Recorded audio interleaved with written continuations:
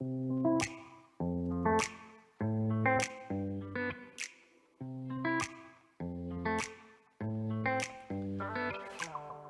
welcome back, everybody. It's time once again to meet our community, the Hispanic business community here in Orange County, powered by the Orange County Hispanic Chamber of Commerce and Orange County's only community radio station, streaming live from our studios here at the University of California, Irvine's Beale Applied Innovation Center, with the man who comes breezing in because he knows everybody, Mr. Orange County himself, John Gutierrez. Welcome. Thank you, Mr. Paul Roberts. Welcome everybody again to our community podcast show powered by the Orange County Hispanic Chamber of Commerce.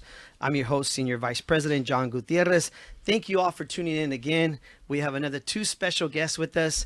One that actually drove in from Sacramento or flew in from Sacramento. So thank you for that. And thank you both for being here. We have Saira Ramirez Mingueta and Rola Halawanji. Yes. Halawanji. And Saira Ramirez Mingueta serves as a California Climate Action Corps team leader, and Rola has a wealth of experience spanning over 15 years and currently holds the position of program director for the California Climate Action Corps. Thank you both ladies for being here.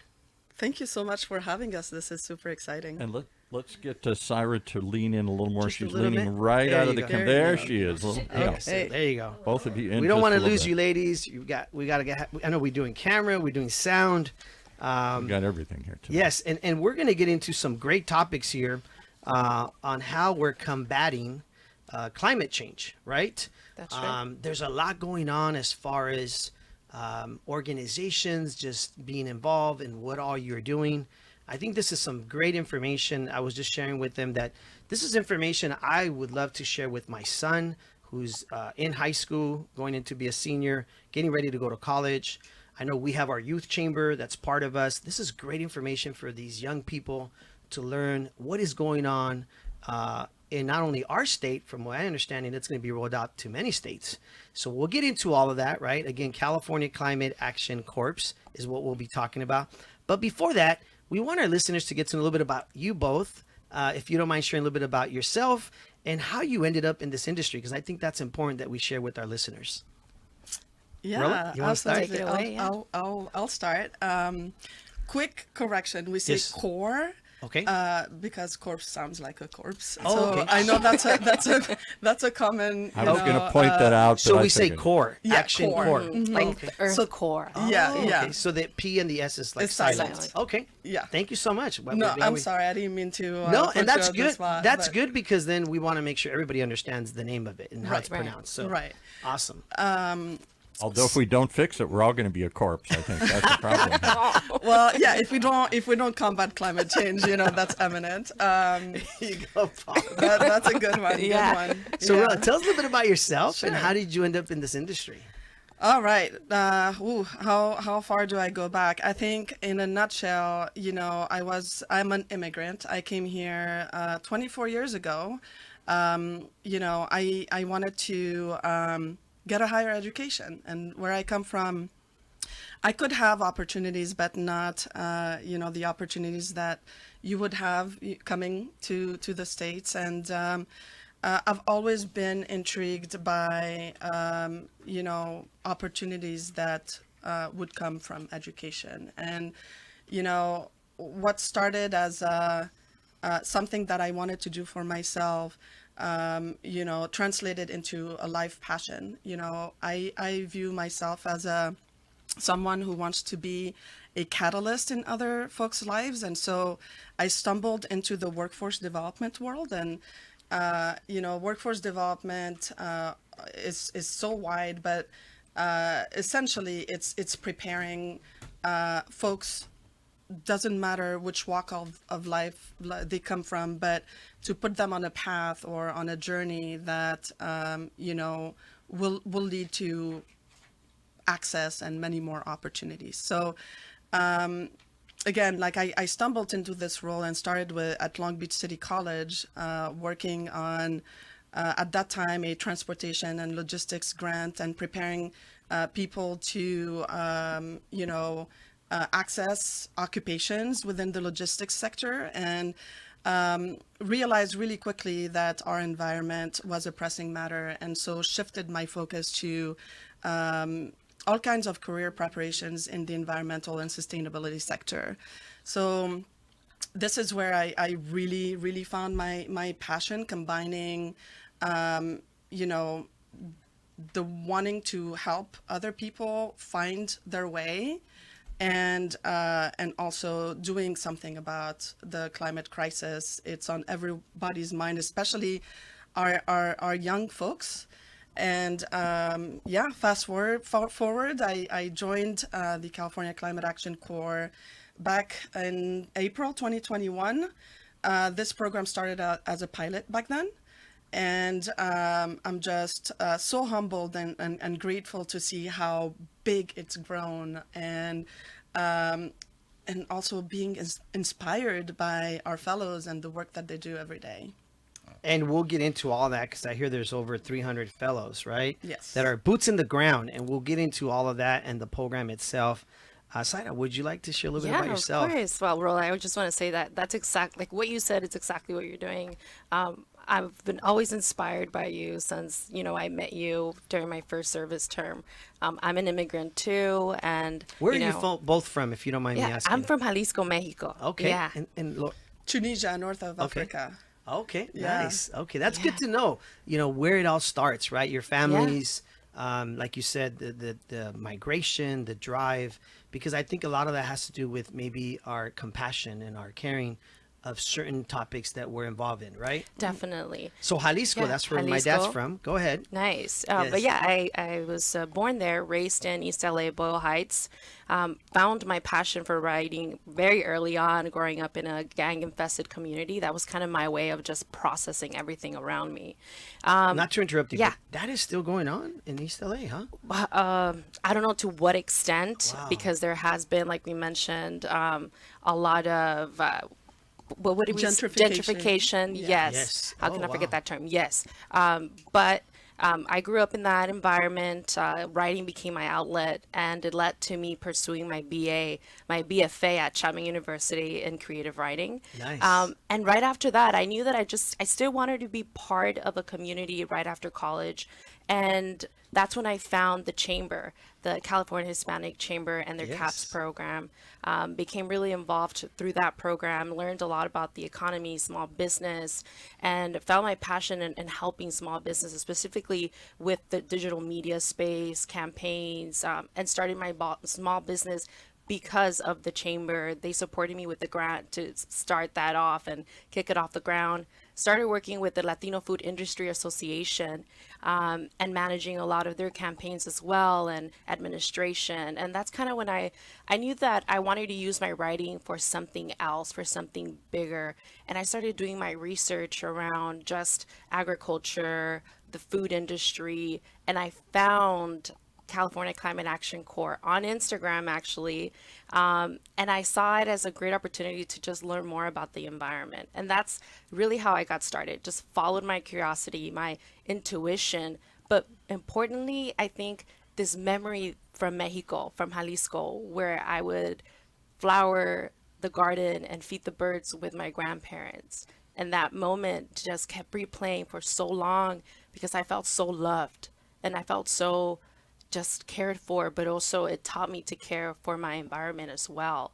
And that memory stayed within me for so long until I decided to just really follow that passion of the environment and learning, what can I do? How can I get involved? But also, how can I support my community and help my community? And California Climate Action Corps did that. It immersed me right into the field of sustainability, meeting professionals across all different sectors. And I was just with no experience in sustainability or in climate action or climate change. I just threw myself in and allowed myself to just learn and immerse everything in and see where the conversation is going, who are the leaders, who's taking initiative, and how can my skills and my passion fit into that puzzle. And then, it led me to my second term at California Climate Action Corps, and now I'm a team leader. Nice. I support, their social media, volunteer engagement, And I'm super happy to continue learning and really still figuring out exactly where I see myself growing. I know it's in the sustainability space. I know it's helping the community stay engaged, mobilizing volunteerism and bringing climate change and climate action and education to our community. Well, I have to mention this during the pandemic. Everybody was going through that cabin fever that everybody goes through being stuck at home. And my mom, who's from Michoacan, Mexico, would often, and of course, because of the pandemic and COVID, people were scared to go different places. So my mom, who we take care of, loved to just go to the backyard, right? Enjoy the sun. And then she would go and she would hug the tree. Oh, a tree hugger. Yes. And I was like, I would look out the window, and I'm like, what's my mom doing? Right? Yeah. And so I finally one day walked out, right? Being a city boy, city slicker, right? Like, Mom, ¿qué estás haciendo? Yeah. She's like, I'm getting energy from the tree. Some good This energy. is something this is what we do in Mexico for many years. We hug the trees. And it was interesting because now, last week, we were watching the big Canelo fight with Munguia. And there was a whole story on Canelo and how he goes up to Big Bear and he trains or somewhere up in the mountains. And they show him going into the cold water. And then he would come out of the water and he would go hug a tree. Wow. Right? And, so and he would powerful. talk to the tree. Right? Yeah. Yeah. And so it's just interesting how people are better understanding the importance of protecting our climate, our situation, our Mother Earth, right? And so let's share with everybody, what is this program about? How it's structured. I've learned a lot myself before the show from all of you. Can we share with the folks, what it is, how it works, what's the goal of it, right? Sure. Yeah. So California Climate Action Corps is really a call to action that Governor Gavin Newsom was very passionate about. And this program started as a pilot in January 2021. And the idea of this AmeriCorps program is slightly different from others because this is more of we want to see more direct actions, less planning, less research, but like you mentioned earlier, boots on the ground, people actually seeing the direct impact that they are doing in the communities that they are serving. And really the mission, the overall mission is to empower Californians to take actions. This has, regardless of background, regardless of, social standing, financial standing, et cetera, everyone can do something about this. And so, this is funded through the Office of the Governor, specifically there's an office called California Volunteers. And the California Volunteers has been instrumental in really, launching this program and, expanding the reach of it, which is why it has grown in such a short period of time. We started, every AmeriCorps programs have, we say different terms and different length in the terms. It started with a cohort of 65 members. And now, going into next term, which starts in September, we will have a cohort of 345 members. Wow. And the impact alone of, I think it's very easy to think, I just planted one tree. That's not very meaningful. But once we start adding the collective impact, now we have planted 6,000 trees. Mm-hmm. And so it's, it's very unique in that it involves community members directly through volunteering activities. But also, I think, our fellows really see the tangible impact. And there is nothing more powerful than, one of my fellows back in 2021 shared with me that, they had planted about 50 trees in an area that had zero shade, which is very common in an urban setting, especially in low-income communities and underserved communities. Interesting. Very and common, yeah. very common. And we take shade for granted, but tree shade can combat heat island effect. It can cool down. If you have a tree in front of your house, it can cool down your house by 10 degrees in the summer. And so, my fellows came and at the end of their term, and said, I'm never going to leave my communities, but now I know that every time I pass by this street and this community, I planted those trees. Yeah, I want to just briefly share. We planted a tree. This is about 20 years ago before my dad passed, about 15 years ago before he passed. My dad was a landscape worker. He was from Jalisco, grew up his whole life working and managing a landscape company. And we own a healthcare hospice company. And there was a lot of people who had passed away that year through a facility that we work with. And so the activities director came to me and said, hey, we should do something for bereavement for these people that have lost their friends in this facility. There's been like 15, 20 people die this year. And I said, we should do something nice. And we said, what should we do for them? And I said to him, why don't we plant a tree in the backyard of the facility? And then we put all the names and little plaques of the people that have passed. Right? And he said, that's a great idea. We'll do a barbecue and we'll bring out all the patients and we'll celebrate their life. And I said, great, let's do this. So I go home and I'm like, wait, who's going to help me plant this tree? Right? So I called my dad, I'm like, and my dad's retired. He's older. And I said, Dad, can you help me plant this tree? He said, yeah, but I'm old. I can't dig a hole like when I was young. And I said, no, they're going to dig the hole. We just need to plant the tree. And so we go by this tree, right? And we bring it. It was, already semi-grown, and we bring this little tree, and I never forget that moment in my life, watching my dad help me plant this tree while all these people were around, all these seniors, right? And they were watching my dad plant this tree, but the way he put the rocks around the tree, he put rocks around, and then he made a little bowl around. And I said, Dad, why are you doing that? He goes, because when you put the water, it's going to sit here. It's going to create an environment of water so it continues to feed the tree water. And I was like, wow, that's brilliant, right? Something so simple that, today, now that my dad's gone and he's, passed away of cancer, I look back to that moment. And I think such a special moment that I shared with my dad, planting this tree, and we hung everybody's names there, right? That's nice. This was, again, almost over 15 years ago. I went back to visit that tree. Wow. I want to say about 5 years ago. Yeah. And I couldn't believe how big it was. Yeah. And for me, it was a moment of like a memory of my father and that moment we spent together. And so our company today, ROC Hospice, that's our logo. We have the tree of life, right? It's our logo. It's kind of like a memory of my dad, of what he did with me and what he did with us. And so people don't have an understanding of how important that is. It's right? very symbolic. It's not just about hugging the tree. It's not just about planting the tree. Like you said, it's about the process of how you spent with your grandparents. It's the memories, right? the times, the memories. together. There's so much more to than just what everybody sometimes thinks. It's politics, it's money, it's this. No. You enjoy these moments with your kids, with your families, with your grandpa, right? Your grandma when you were working in the garden.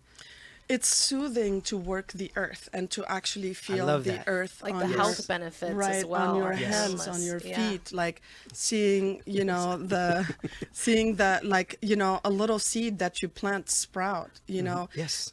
I have two little girls.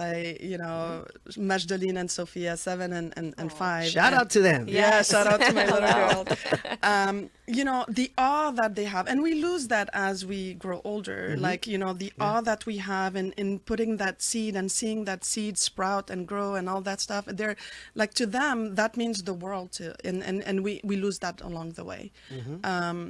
I think that process is important, right? That we don't forget to engage. We're in Irvine right now. I live here in Irvine, right down the street, and my kids have been raised in Irvine. And it's interesting when we go to other cities, they see the difference of how Irvine has so many trees. And they're like, Dad, how come the city doesn't have as many trees? And it's really difficult to explain to them, well, this is something that if you look at Irvine's history and why they put so many trees and the environment and all this, but other cities don't have as many trees. Yeah, I recently just read a report. Sacramento is now titled the city of trees because of how many trees were planted, historically speaking, but even now that is still being continued.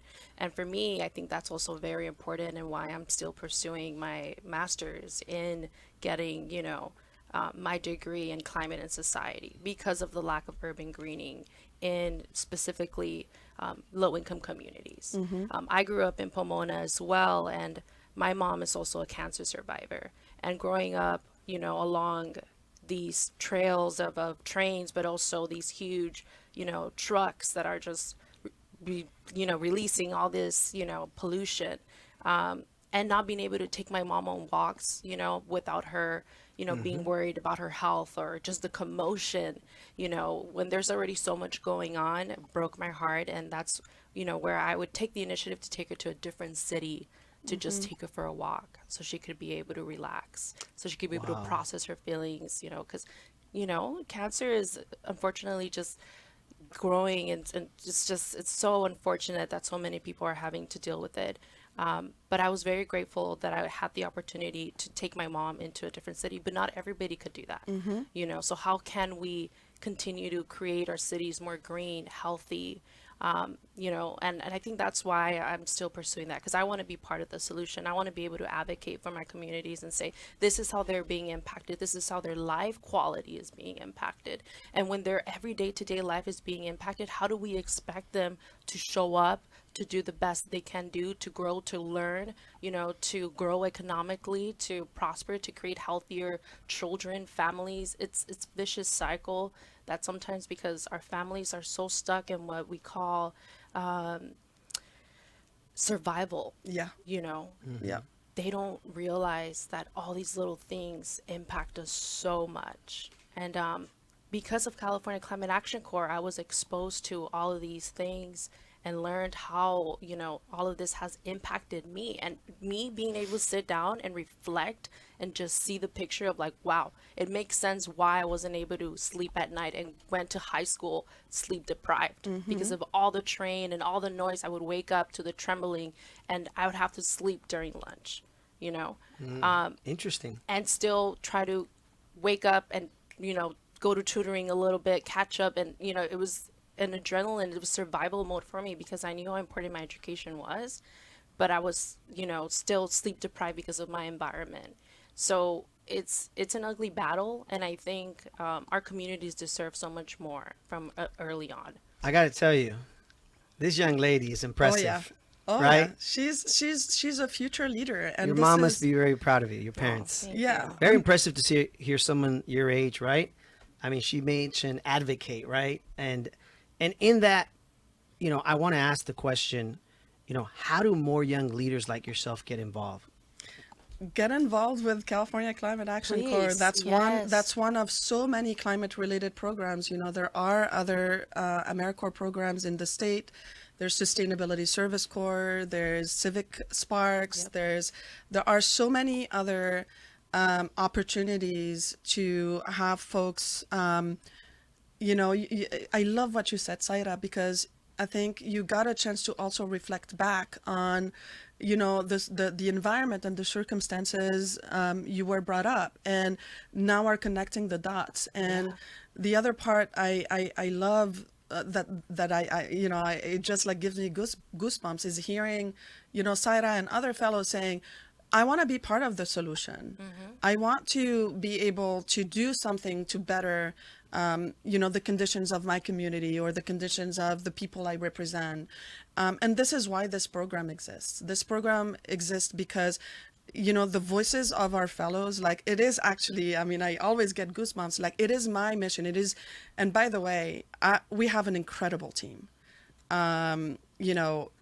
Passionate staff that will go above and beyond to make things happen for the fellows.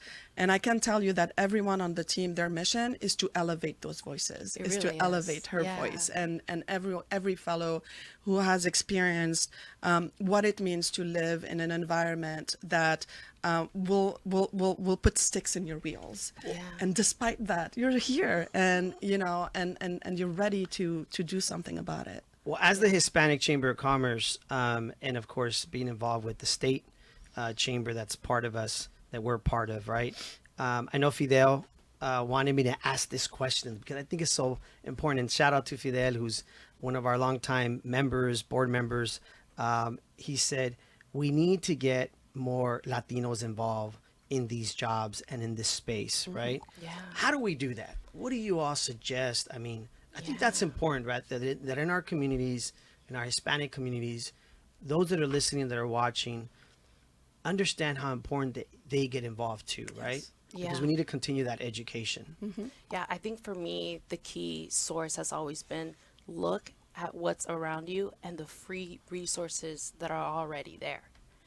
For me, it was going online on Eventbrite and finding caps, you know, signing up through there. That was free. And that opened a whole new door to, you know, the chamber, to small business, and then to California Climate Action Corps, which is also a free resource. You could apply and, you know, become a fellow and get paid for your service.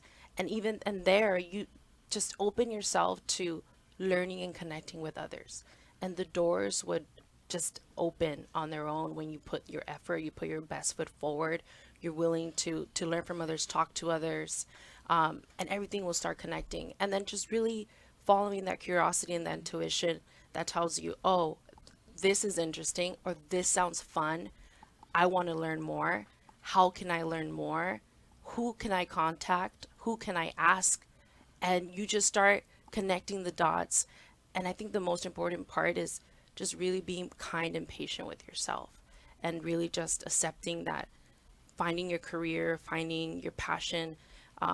For a lot of us Latinos, you know, because of the lack of resources, we might not know right away.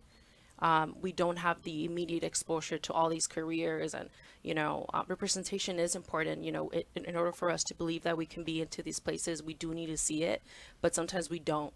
And I think we just need to be kind and patient with ourselves, that we could find the way, and that the resources are out there, and just put yourself out there, follow your curiosity, your drive, and believe in yourself, you know. And before we go, because we only got a few minutes left, I know time has gone by so fast. I want to make sure we also mention that, you know, the three main right areas that we focus on in this program, and that's urban green. So urban greening, I know we talked a lot about tree planting Yes. and maintenance. And by the way, that requires skills. Like it's you know, you can't just go dig a hole and plant a tree. So, you know, our fellows do gain a lot of experience becoming, you know, potentially on a path to becoming an arborist or an urban forester. We also have the wildfire, right? wildfire resiliency, and those are, you know, obviously we're in California. We Been fire battling season. a lot of that. Yeah. Man, lately. Fire season Yeah. is part of our normal lives now, and so a lot of our fellows do projects that try to mitigate fire events, and also work with communities to do home hardening projects. You know, to protect as much as possible in case of a wildfire event. And the other one is edible food and organic waste recovery. You know, and that is more related to limiting the amount of organic foods that goes into landfill. I mean, you know, when supermarkets get close, like some products are closer to the expiration date, they just get thrown, and they're still good products. And so we work with a lot of organizations.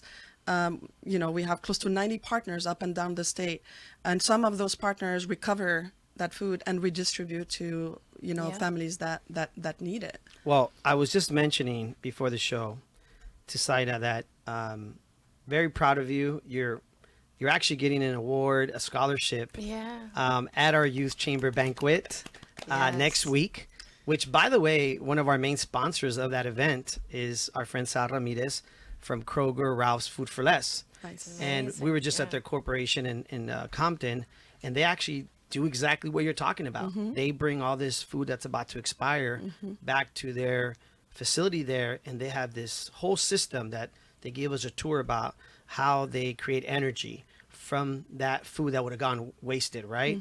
And so it was really interesting to see how obviously more and more, you know, in this case, grocery stores are starting to do this, right? Because obviously the message is getting through to everybody, Yeah. right? That's exactly right. It's grassroots. This program is grassroots, and we are learning every day from our fellows, and again, elevating those findings and voices back to the decision makers, essentially. Exactly. Yeah, getting all our fellows involved, but most importantly, the community, and bringing that education and that awareness of why it's important to reduce food waste, and even changing our mindset on like not calling it food waste, but food scraps. Yes. Because sometimes that food can be used in different ways. Yeah, the CEO of when we were that day at the event doing the walkthrough said, it's interesting, we're doing more, dumpster diving to see what's in the dumpster that's, usable for energy or other things, right? Recycling and all this. And so it's really, the message is getting through, right? Yeah. That is an important component. It's no longer just throw it in the trash and then let the trash company take it, right? And like you said, it goes into these landfills, right? We're running out of space. Right? And creates this, obviously this problem for our climate, right? So it's good to see that the education, really, if we think about it, the boots in the ground, right?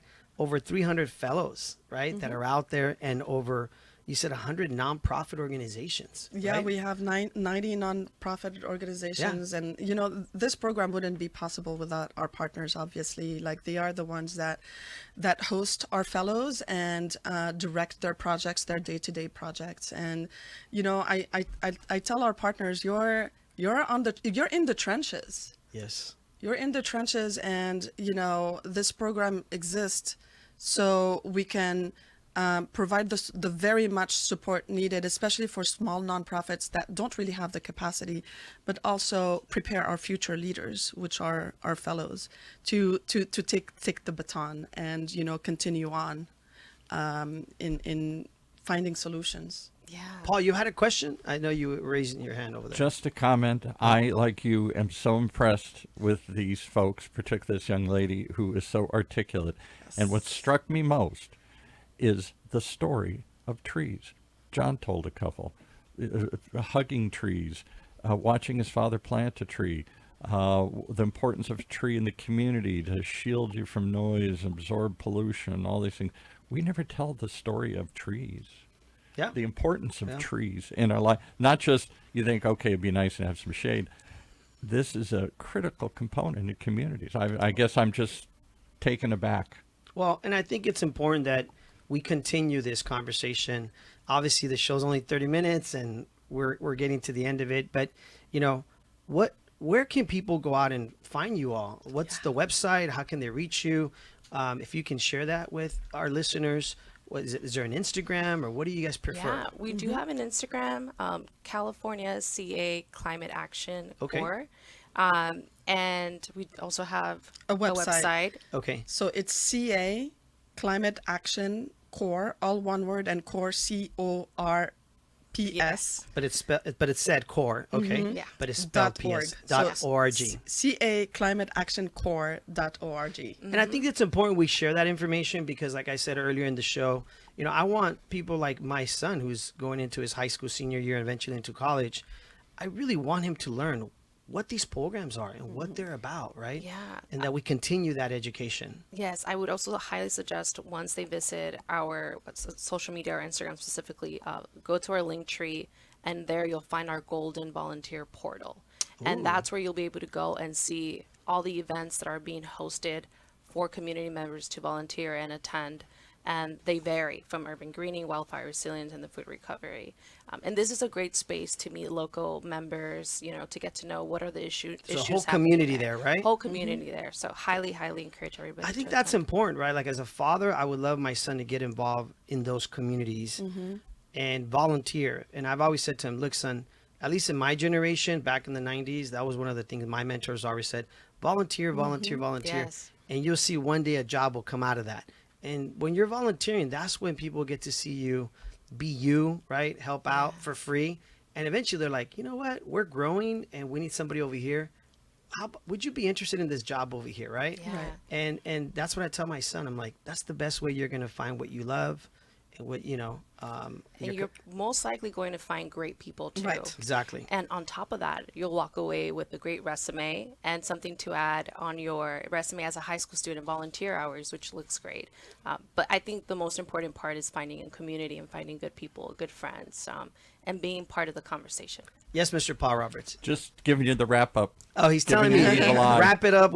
So for everybody listening, go we're ahead. recruiting right now. Oh, so, okay. you know, this is a great time to apply for the program. Go We're on recruiting. the website. Let's go. You know, please put in your application. Like I said, we have projects up and down the state of California, and you know, there is a project for everyone out there. And this so- is, in essence, a proof of concept in California that'll be rolled out across the country, right? It has rolled out to 5 states, and 3 Already? others have joined. Yep. Yeah. Here we go. Mr. Biden officially announced it not too long ago. So yeah, it's going to be it's already rolled out into The different the states. American Climate Corps, which Yep. actually this very program all humbly served as a model for the rest of the states and the nation. Yeah. Well, Rola, I want to say thank you for, being that mentor and that leader in our community.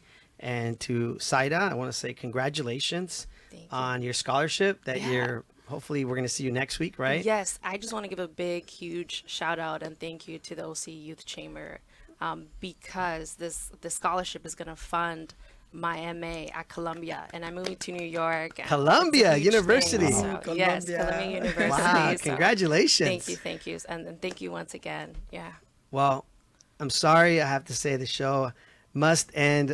It's a 30-minute show, but I think we've shared some great stories. Obviously, hopefully, for those of you listening, get involved. They're looking for more great leaders in the community. And I think you're going to find that there's so much more to what this program is providing. It's more than what you imagine, right? And so definitely get involved. For those of you listening, please follow us on social media at OCHCC. You'll also find some of this information there that we'll be sharing because that's really what our Hispanic Chamber of Commerce is.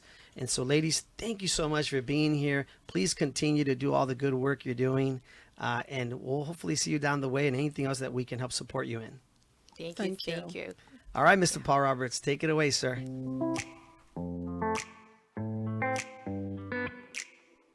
Wow. Well, if that doesn't bring you back for more, I don't know what will. Moving stories of what's happening and moving in our community here. Brought to you by the Orange County Hispanic Chamber of Commerce that invites you to join us each and every week to meet our community, because our community is your community. Right here in Orange County's only community radio station, OC Talk Radio, streaming live from our studios here at the University of California, Irvine's Beale Applied Innovation Center.